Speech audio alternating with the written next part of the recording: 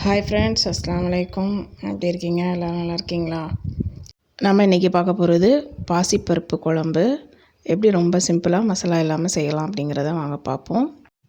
அடுத்து நம்ம எதை பற்றி பார்க்க போகிறோன்னா, இந்த ரொட்டி கடை ஷாப்பை பற்றியும் நம்ம பார்க்கலாம். வாங்க வீடியோக்குள்ளே போகலாம்.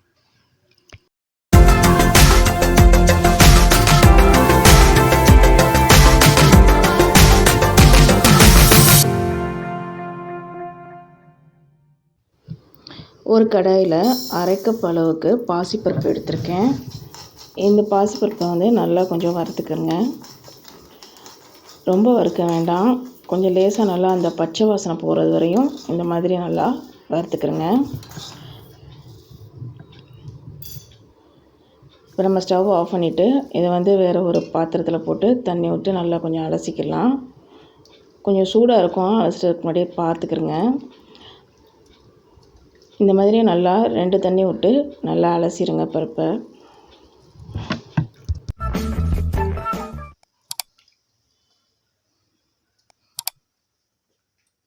இப்போ வேறு ஒரு கடாயில் வந்து நான் தண்ணி வச்சுருக்கேன்.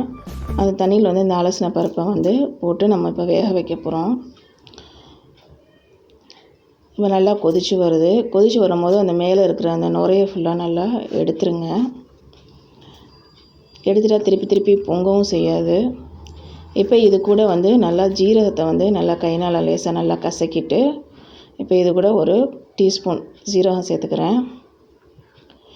இதோட ஒரு டீஸ்பூன் மஞ்சள் சேர்த்துக்கிறேன். இந்த தக்காளி வந்து அந்த மொக்கை நல்லா ஃபுல்லாக எடுத்துட்டு அதையும் இதோட முழுசாகவே சேர்த்துக்கிறேங்க. இது கூட ஒரு 3 மிளகா நல்லா கீறி போட்டுக்கிறேன். இது கூட வந்து சின்ன வெங்காயம் ஒரு 20 கிட்ட சேர்த்துக்கிறேன். கொஞ்சம் மல்லித்தழையும் சேர்த்துக்கிறேன். இது கூட நான் இப்போ உப்பு சேர்க்கலை. உப்பு வந்து பருப்பு வெந்த பின்னாடி தான் நான் சேர்ப்பேன்.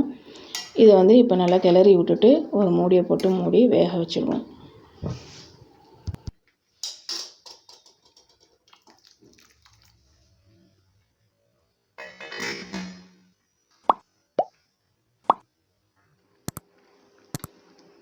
ஒரு 10 நிமிஷம் கழித்து பாருங்கள், இந்த மாதிரி வெந்திருக்கும்.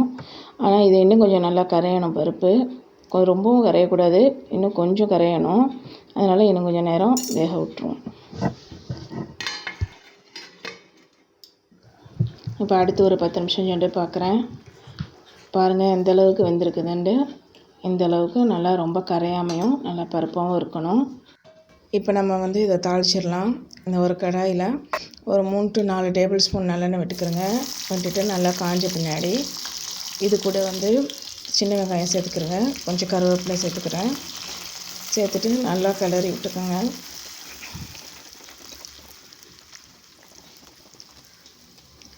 இப்போ நல்லா கொஞ்சம் வெந்துக்கிட்டு இருக்கும் போதே நம்ம அந்த முழுசாக தக்காளி போட்டோம்ல பருப்பில், அந்த தக்காளியை அப்படியே எடுத்து அந்த எண்ணெயில் போட்டுங்க. எண்ணெயில் போட்டு நல்லா தேய்ச்சி விட்டுக்கோங்க. நல்லா அந்த தக்காளி கொஞ்சம் கரையிறது வரையும் நல்லா கொஞ்சம் லேசாக நல்லா தேய்ச்சி விட்டுக்கோங்க.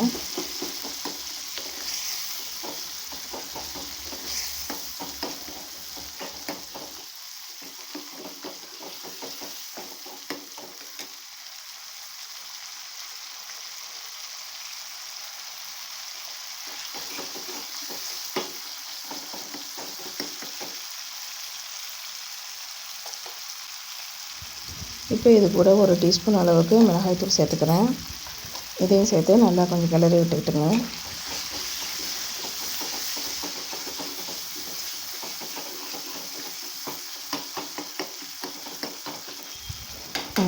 இந்த அளவுக்கு போதும். இப்போ நம்ம இதை வந்து பருப்பில் சேர்த்துக்கலாம்.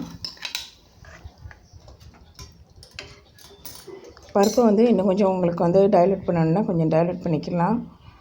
இந்த அளவுக்கு டைல்யூட் பண்ணிவிட்டு கொஞ்சம் இதோட வந்து உப்பு சேர்த்துக்கிறங்க. எந்த வித மசாலாவும் சேர்க்காம வெறும் மஞ்சள் தூளும் சீரகமும் போட்டு நம்மளுக்கு வந்து ஒரு பாசிப்பருப்பு ஆனம் ரெடி ஆகிடுச்சு. இப்போ கார்னிஷ்காக நான் கொஞ்சம் மல்லித்தழை போட்டுக்கிறேன்.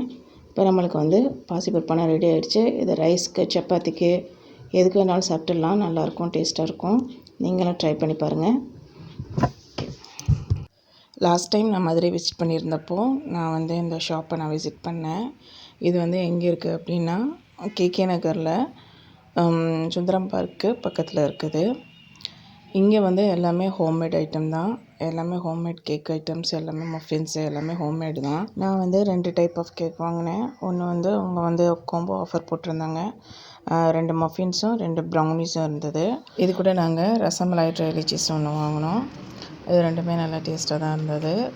நான் வந்து அவங்களுடைய சப்ஸ்கிரைபர். நாங்கள் இதை வாங்கிக்கிட்டு ஊருக்கு வந்துவிட்டோம். ஊரில் வந்து தான் நாங்கள் டேஸ்ட் பார்த்தோம். நல்லா இருந்தது.